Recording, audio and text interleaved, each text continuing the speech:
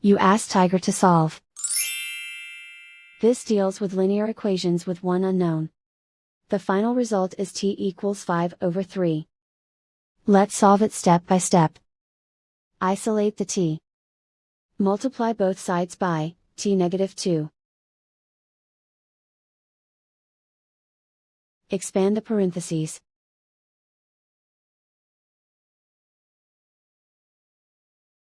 Simplify the arithmetic. Group like terms. Simplify the arithmetic. Multiply by 0. Group all constants on the right side of the equation. Add 15 to both sides. Simplify the arithmetic.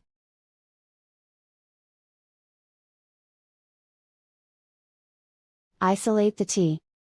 Divide both sides by 9. Simplify the fraction.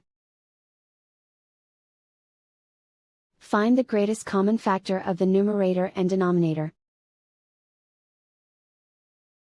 Factor out and cancel the greatest common factor. And so the final result is t equals 5/3.